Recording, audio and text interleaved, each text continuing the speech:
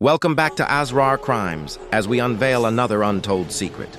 In the far north of the continent of Valinor, the kingdom of Arendal stood on a fragile balance between man, nature, and magic.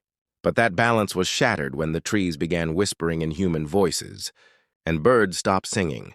King Sevald, in his 77th year, was seated on his ivory-encrusted throne when the High Guard entered, pale-faced and soaked.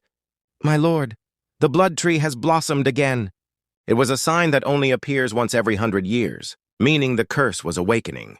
Prince Alistair returned after 9 years of absence, claiming he'd been seeking a cure for his father's illness, but the truth ran deeper. On his journey, he discovered an ancient map made of human skin, drawn in blood, pointing to the mythical emerald, a magical stone that grants immortality in exchange for innocent lives.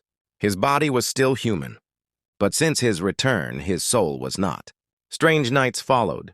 The sound of children crying echoed from the wells. Green marks appeared on the castle walls. The kingdom's spiritual leader vanished, without a trace.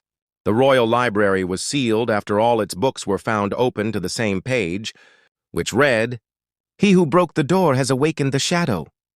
Nora, Alistair's sister, sensed a greater plot unfolding. She began watching him and discovered that he was sneaking into the forest every night, carrying a stone glowing green. On the night of the full moon, Nora followed his steps deep into the forbidden zone known as the Tomb of the Fallen Kings. There, she saw the unimaginable: an altar of skulls, a black tree feeding on victims' blood, a massive stone statue covered in locks, behind which the being called the Last Guardian opened, its eyes for the first time in centuries.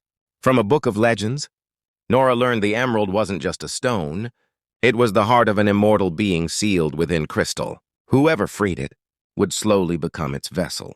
She began to see changes in Alistair, his skin shedding like a snake, his voice echoing with dual tones, his face no longer reflecting in mirrors. Nora gathered 5 of the kingdom's greatest warriors, and a witch named Morita, who knew how to reseal the stone. They all ventured into the forest. In a battle that lasted until dawn, they faced spirits, shadows, and Alistair, who was no longer entirely human. During the battle, Nora seized the emerald and was suddenly pulled into another dimension, inside the soul stone itself. There, she saw all who had died because of it, begging for release. She sacrificed herself to destroy the stone from within. Outside, Alistair's body collapsed, the souls were freed, and the fog turned into clear rain. But the kingdom was never the same.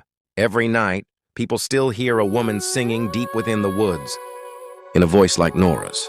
And the sages say, he who breaks the curse becomes part of it. The end or the beginning?